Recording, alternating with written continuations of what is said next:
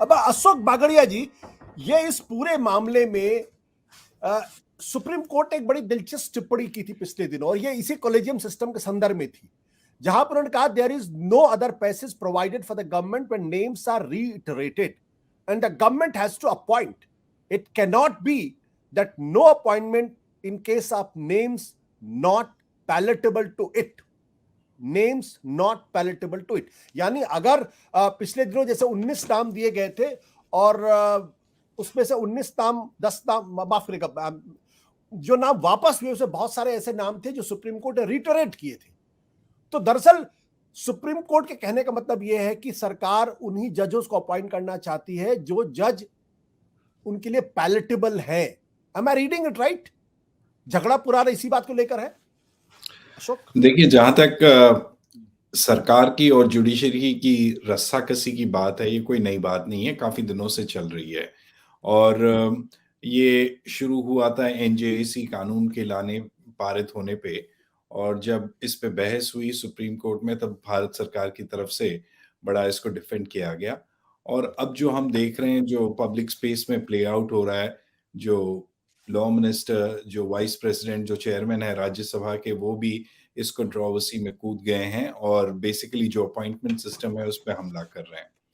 किरण रिजिजू साहब हैं, वो ये कहते हैं कि भाई 3 हिस्सों में हमला किया. पहला, उन्होंने कहा कि भाई जो कोलिजियम सिस्टम अपॉइंटमेंट का है वो बड़ा एलियन है, वो कॉन्स्टिट्यूशन में कहीं भी इसका जिक्र नहीं है. दूसरी चीज उन्होंने कही कि जो वेकेशंस का सिस्टम है, वो जो देश के जस्टिस सीकर्स हैं, लिटिगेंट्स हैं, उनके लिए वाजिब नहीं है वेकेशन सिस्टम, क्योंकि इतनी लंबी लंबी छुट्टियां लेते हैं. तीसरी चीज उन्होंने ये कही कि जहां तक ये पेंडेंसी का सवाल है, ये जजेस की वैकेंसी की वजह से है. और बेसिकली एक परसेप्शन ये पैदा किया जा रहा है पब्लिक में कि जो कुछ हो रहा है वो जजेस की वजह से हो रहा है. भारत सरकार का जजेस की नियुक्ति में कोई भी योगदान नहीं होता है. लेकिन ये कहना पूरी तरह से गलत है. इस जो कोलिजियम सिस्टम ऑफ अपॉइंटमेंट है, इसमें भारत सरकार की भी भूमिका होती है. भूमिका हालांकि लिमिटेड है, लेकिन ये कहना कि उनकी कोई भूमिका नहीं है, ये अपने आप में एक गलत प्रोपोजिशन है. भारत सरकार की जो भूमिका है वो ये होती है कि भाई जो कोलिजियम जजेस हैं, जजेस पहले तो जिनकी नियुक्ति करनी है, जिनको एलिवेट करना है, उनको आइडेंटिफाई करते हैं. फिर उसके बाद कोलिजियम उनका नाम रिकमेंड करती है भारत सरकार को, और भारत सरकार उसके बाद में उन रिकमेंडेशंस पे एक सरसरी नजर फेरती है कि भाई देखना है कि इस आदमी का कैरेक्टर, क्रेडिबिलिटी, इंटीग्रिटी बरकरार है या नहीं.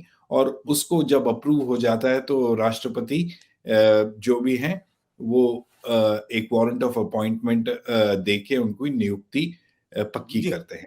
लेकिन इस वक्त इस सारे सिलसिले में भारत सरकार के पास एक टूल ये भी है कि अगर उसको लगता है कि कोई पर्टिकुलर जो रिकमेंडेशन है, किसी इंडिविजुअल का नाम जो कोलिजियम ने रिकमेंड किया है वो थोड़ा डाउटफुल है, इंटीग्रिटी और कैरेक्टर उसका डाउटफुल है, तो भारत सरकार वो नाम कोलिजियम को वापस भेज सकती है, ये कहते हुए कि भाई आप इस रिकमेंडेशन को रीलुक कीजिए in the light of these findings that we have discovered.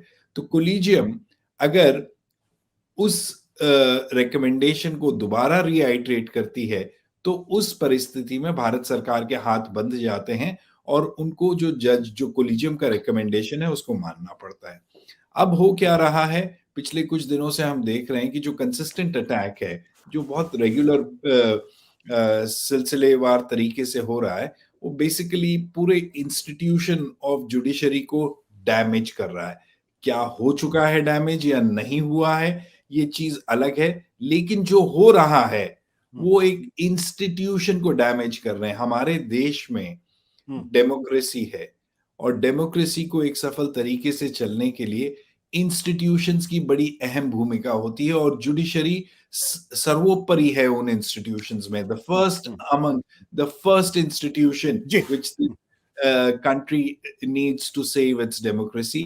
और कोर्ट्स ही हैं जो बार बार जब पर्सनल लिबर्टीज की बात आती है, फंडामेंटल राइट्स की बात आती है, तो नागरिकों के फंडामेंटल राइट्स और पर्सनल लिबर्टी को प्रोटेक्ट करने में सबसे आगे रहते हैं. तो ये कहना भारत सरकार का कि भाई ये जो भी हो रहा है जजेस अपने भाई भतीजों को, अपने बेटों को इनकी नियुक्ति कर रहे हैं, ये कहना और कि हमारी कोई भूमिका नहीं है इस नियुक्ति के प्रोसेस में, ये बिल्कुल गलत है। बिल्कुल। अशोक, एक सवाल और फिर मैं माजिद साहब के पास जाऊंगा।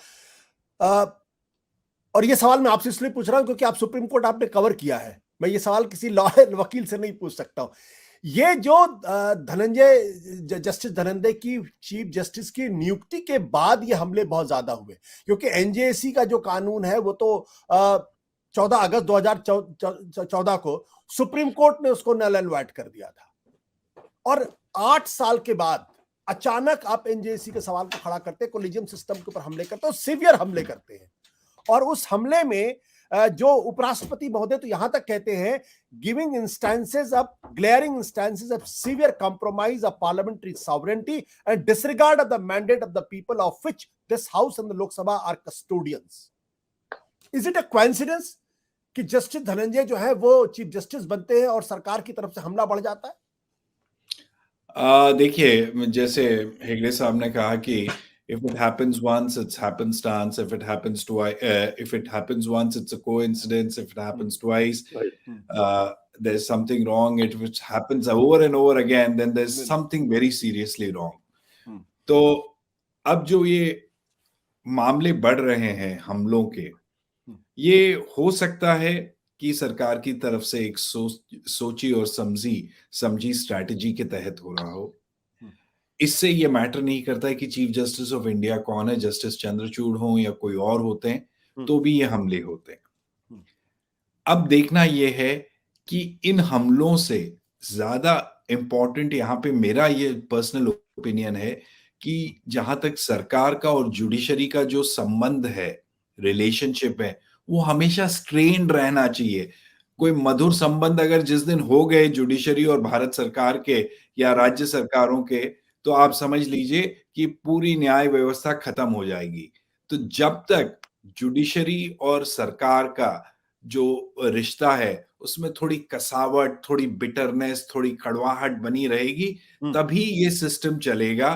तभी ये judiciary will rise to the occasion, they will protect the fundamental rights and be as they are called, the custodians of the fundamental rights. They live up to their jobs. सत्य हिंदी का ऐप डाउनलोड करें Google play store पर।